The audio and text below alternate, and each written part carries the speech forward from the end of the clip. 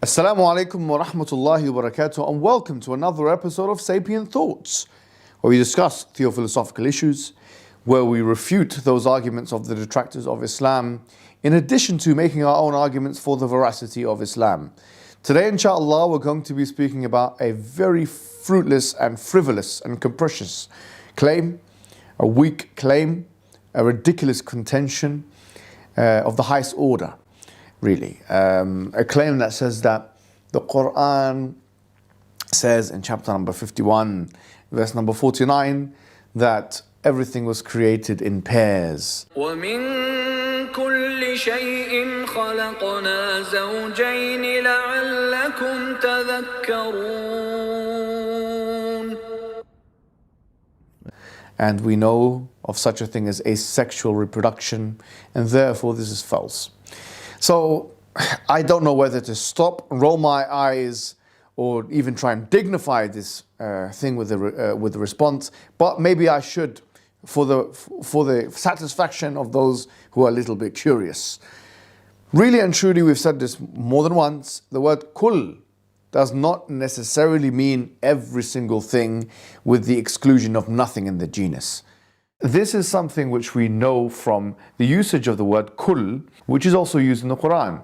Where Allah subhanahu wa ta'ala mentions in Surah Al-Ahqaf, chapter 46, verse number 25, where Allah subhanahu wa ta'ala says, تُدَمِّرُ كُلَّ شَيْءٍ بِأَمْرِ رَبِّهَا فَأَصْبَحُوا لَا يُرَى إِلَّا مَسَاكِنُهُم. That it destroys, there's a wind that destroys everything with the command of its Lord. So they came to be not seen except for their indwellings. And of course, this does not mean that this wind that Allah subhanahu wa ta'ala is talking about is a wind that destroyed everything, including animals and the earth and the cosmos, even though there's the exception there, إِلَّا مَسَاكِنُهُمْ, except for their indwellings. It doesn't mean everything was destroyed except for the indwellings. So the kull here is not intended by any means or any stretch of the imagination to mean every single thing on the face of the earth, let alone the entire existence or entire universe. This is impossible to extrapolate from this verse, and that is why many of the scholars have actually written books and treatises about this word kull, because many people that employ literalistic understandings of the Arabic language do not understand these kinds of usages. So Suyuti wrote a book, Al-Kull wa ma alayhi tadul, or the word kull and what it implies or what its evidences or shows. Now, is it talking about animals? It doesn't say animals in this verse, but it doesn't mean just animals, because if you look at some of the exegesis of the past, even of great scholars like Al-Hasan al-Basri and others, and even if you look at Tabari, what he says, they don't restrict this to just meaning male and female. For example, they say a zawj is anything and its opposite.